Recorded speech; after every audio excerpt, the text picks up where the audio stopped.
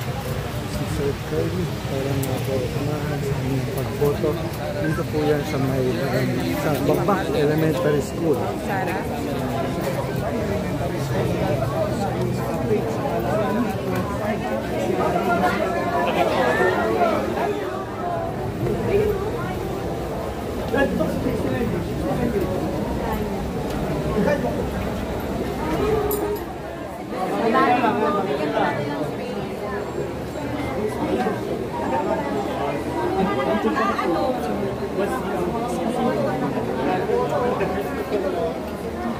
Okay po.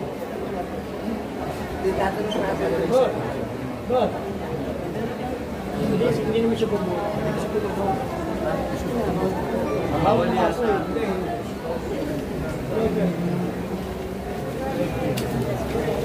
Hindi ko na kami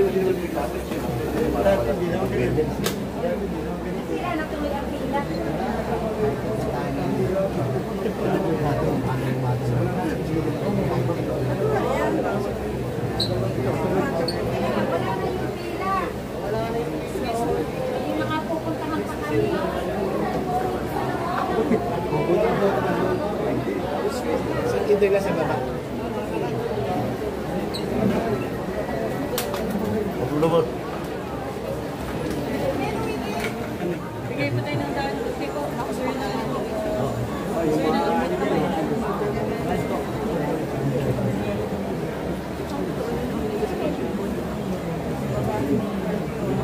Happy na matakas. Alam mo yung batas.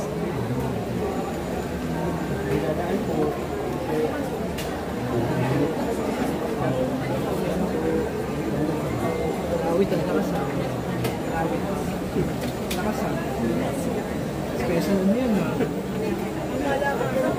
Wala ka sa. Baba natin ah.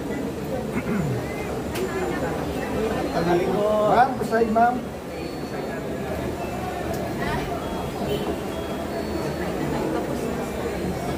Para ganun pa. Pwede po Ma'am, ganun ganun lang. Yan. Ay, wala. Ako naman. Bilinayo na naman. Wala pa. Ma'am. Isa pa. Isa pa po. Sa baba po. Okay na po ma'am. Sa baba na lang ma'am. Sa baba na lang sa baba. Okay na yan. Okay na yan. Doon na. Okay na po para hindi tayo Sa baba na lang. Mana o. Ma'am, dito lang ma'am. Okay. Okay, thank you ma'am. Thank you. Halo ba na? Thank you. Baba na lang. Sa baba na lang po. Okay lang yung things. Sigurado po niya. Tayo po natin. Baba na, baba na. Tama yung camera natin.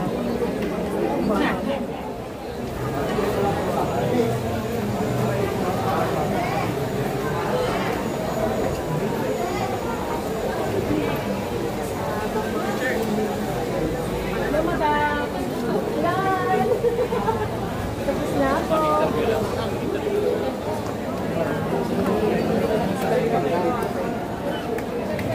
Ate, usay ka sa ano ha? Bye-bye. Sige po na ako. Bye.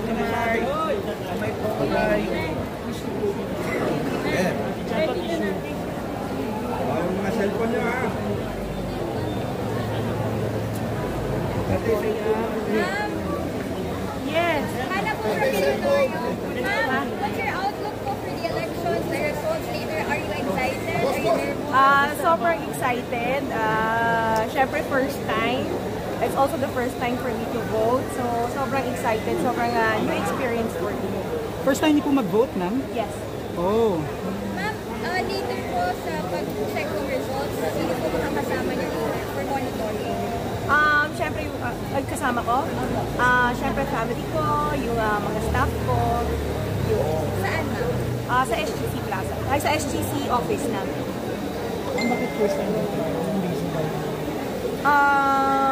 Before, kasi ang hirap eh. Ilang beses na ako nag-try na mag-register. So, medyo mahirap. I actually registered sa annex or satellite office ng COMELEC. Kaya ngayon lang ako naka-register. Do you feel confident, ma'am? Confident? Sana, oo, in a way. Pero syempre, you also have to prepare yourself for disappointment. hindi naman ako yung tao na that always thinks of the pros. Siyempre, you always have to think of cons. Ma'am, ano po naging impact sa inyo nung campaign? You're a first-time politician po, di ba? Actually, I enjoyed the journey so much. Meeting new people, lalo na nalalaman mo kung ano yung mga kalagayan ng mga tao. At minsan na nakaka-relate ka kasi once upon a time, napagdaanan mo rin yung mga pinagdadaanan ng mga tao, lalo na sa laylayan. Ma'am, anong feeling niyo po sa resulta ng election nationwide? Nationwide, okay naman, no? Siyempre, we're choosing new leaders ulit for the Senate lalo, and then sa mga party list, and siyempre dito sa local. So, okay naman, no, ano naman. Ma'am, I'll have to ask lang po some things na napulot namin sa social media, no? So, meron pong kumalat last night na yung actually publicity material po from your camp na yung babawiin daw ba ni Sara Diskaya yung kanyang ginastos sa kampanya. At ang sabi po dun sa post ay babawiin pero sa ibang paraan. Ano po yung ibig sabihin niya doon? Ako? Opo. Nag-post nun? Ay hindi, yung Ate Sara Kabataan group so po. you see, it's not me that directly posted things like that. Opo, opo. So this is black propaganda. Somebody must have done it for me, pero using it every time I go down to explain myself na babawiin. Kayo po ba? Pag nagbigay kayo ng regalo ba, ano binabawi po ba? And pangalawa, syempre, the good Lord has given me and my family good health. Okay na ako doon, hindi naman ako greedy kasi nobody knows my personality. So, siguro doon pa lang, okay na ako. So yung babawiin, it's not in my vocabulary. Man, to clarify po, it was a group po na campaigning for you, Okay, it's campaigning for me, pero you see, I don't always, yung nasa sumasang-ayon sa lahat ng mga posts kasi hindi ko naman alam yung post na yan eh. Ever since na ako nag-run for a position, I stopped using my social media. Okay po, ma'am, another question po. The question I've been trying to ask you is, pagka po natuloy kayong maging mayor and gagawin na po yung infrastructure projects na pinangako po ninyo, just for the record po, will St. Gerard participate in them? No, definitely not. That's a question that I really don't get. Kasi under RA 9184, no, bawal mangontrata up to 2 years. Sumusunod naman tayo eh. Oo. Ma'am, sorry, I'm not sure if you're allowed to answer. You can change your comment. But do you have any comment or reaction to the disqualification complaint filed against your opponent in public here? I don't have a comment. With the results when you be reaching to Mayor? I actually, nung grand caucus namin, sinabi ko sa mga interviews ng vloggers ko, may best man win. No? I am willing to congratulate or shake the hand of the winner. Madidisappoint ako that I didn't win kung sakasakali. Pero at the end of the day, winner pa rin ako. Bakit? Una-una, no, guys, pumayat ako. Isang pangarap ko na mula bata pa ako, gusto ko mamayat. Pangalawa, madami akong taong nakilala at natulungan. So, dun, masayang-masaya na at dun ang ano ng puso ko. So, win or lose, pili ko pa rin, winner pa rin ako. Okay, last question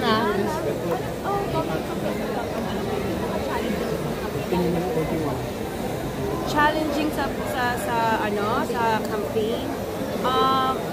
Lahat naman nagawa ko, yung meet and greets, focuses, house to house. Siguro yun yung pinaka-challenging sa atin is parang wala eh. No, nagampanan ko naman lahat kasi it's a new experience for me. Yung sarili ko, excited ako makilala mga tao, whether or not na they accept me. Pero natutuwa naman ako na every household, every person, accepting naman and nakipagkamay. Ma'am, yung People's Day po ibabalik natin kasi yan po ang wala sa Pasig. Definitely, we will bring back People's Day kung sakasakali tayo pala rin. Kasi syempre gusto natin mapakinggan ang hinanaing ng bawat Pasigenyo. Kasi kung kami lang mag-release sa sarili naming resources, it's not enough. The people need to speak and I want to be a leader that lets people speak para sa kanila yan. Okay, thank you very much. Thank you, ma'am. Thank you. Thank you so much. Ngayon po, sige yung narinig natin ng mensahe ni Ate Sara Diskaya. Tapos naman po, Narinig po natin ang mensahe ni Ma'am Sara Diskaya. Sige, nandito po tayo sa Bangkang Elementary Siguro, 7 ang last. Para nga po matunghayan din ang pagboto ni Ma'am Sara Vizcaya kasama ang kanyang asawa, si Curly Vizcaya at ang kanyang